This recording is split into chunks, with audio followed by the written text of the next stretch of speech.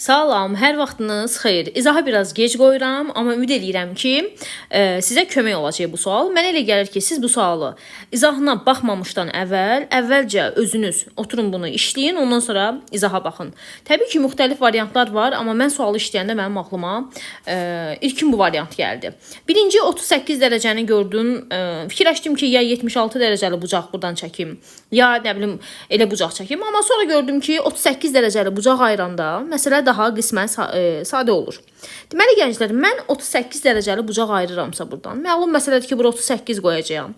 Bu xarici bucaqdır. 3 bucağın bir xarici bucağı özünə qonşu olmayan 2 daxili bucağın cəminə bərabər olduğuna görə 76-dan 38-i çıxıb burada 38 dərəcə yazaram. Və bizə AH-ı perpendikulyar BH verib, CD-ni də 2 dənə BH verib. Onsuz da CD-ni 2 dənə BH verməyi mənə ilkin hesab üçün lazım olmur. Təsəvvür elə ki, BH-a bir dənə X demişəm. CD-miz də 2 dənə X-dir. Mən bundan nə edə bilərəm ki, hərəsi bir tayfadadır. Ona görə mən birinci buna ilişmədim. 38 dərəcəni ayırandan sonra gözüm nələri gördü, onu deyim sizə. Bura 90 dərəcədirsə gənclər, 90-dan 76-nı çıxandan kömək edə bilərsiniz. 14 dərəcəmiz bura eləyəcək. Sonra mən fikirləşdim ki, bu da 3 bucağın xarici bucağıdır. ADS 3 bucağının, 3 bucağın bir xarici bucağı özünə qonşu olmayan 38 və X-in cəminə bərabərdir. Yaxşı, bunu da gözüm gördü. Müəllimə, sonra nəyi gözümüz gördü? Uşaqlar, sonra gözüm onu gördü ki,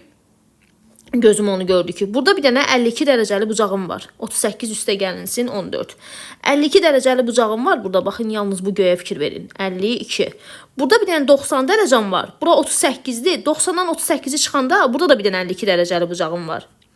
Yəni mən bu təpədən çəkilən hündürlüyüm həm də tənböləndir.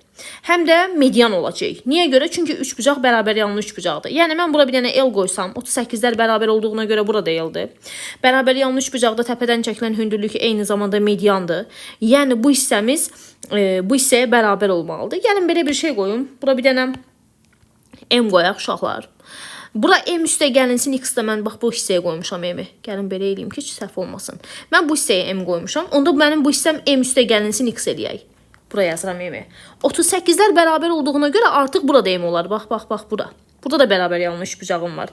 Bura M üstə gəl X olduğuna görə burada M üstə gəl X olar. M üstə gəl X-dan bu 2X-i çıxsam M minus X bura eləyər.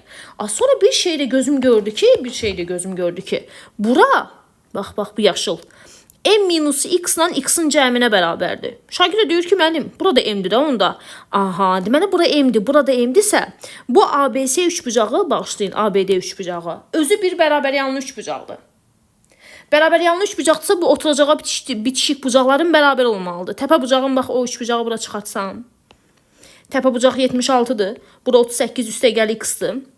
Burada qalsın hələ ki belə. Müəllimə, bərabər yanlı olduğuna görə 180-dən 76-nı çıxaram, eləyəcək 104. 104-ü də 2 yerə bölərəm. 52 dərəcə eləməlidir mənim oturacağımdakı bucaqlar burada. Bizdən X-i soruşduğuna görə 52-dən 38-i çıxıb cavabı 14 alaram. Çox qəşəng bir sualdır. Mənə görə hər hansı bir şagird bu sualı həll eləyə bilirsə, bucaqla bağlı bütün bölmələrin suallarını həll eləyə bilər. Gecəniz xeyrə, Ramazan bayramınızı təbrik edirəm.